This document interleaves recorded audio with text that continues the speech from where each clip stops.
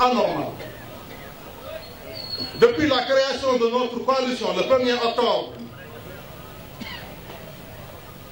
et depuis que le pouvoir a été informé de notre existence, notifié dans plus de 490 communes du Sénégal, les actions de sabotage, de blocage par le président Macky Sall et ses affidés ont été d'une intensité sans commune mesure. Et dès ce jour, depuis ce jour, le 25 octobre, il y a des préfets qui ont refusé de prendre la notification de la coalition d'effort Podor, et ceci sur ordre de leur supérieur, le ministre de l'Intérieur. Depuis ce jour également, il y a le président Macky Sall et quelques de ses membres de son gouvernement, quelques membres de son cabinet, qui ont pris leur téléphone. Allô?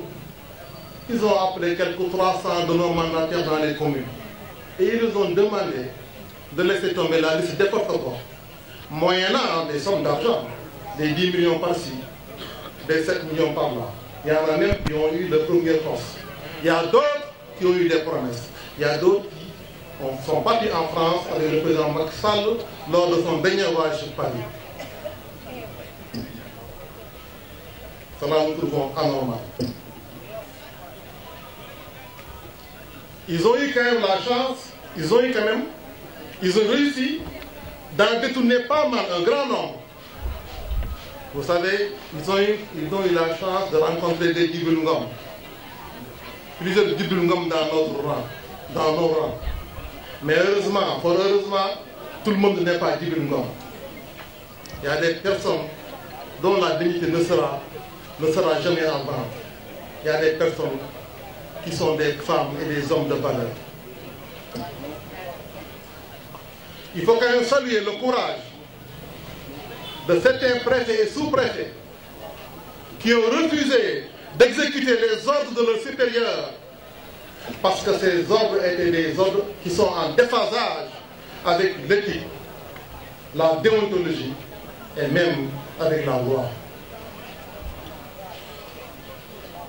Et après avoir eu gain de cause auprès de la Cour d'appel qui avait annulé les notifications de rejet de certains des préfets et sous-préfets, il y a le ministre de l'Intérieur qui revient, qui a abusé de son pouvoir d'arbitre et qui nous enlève nos couleurs et nos symboles. Le problème ne se pose, et en plus, non seulement il nous a enlevé nos couleurs et nos symboles, mais il nous en impose d'autres. Monsieur le ministre de l'Intérieur, nous ne voulons pas de vos couleurs.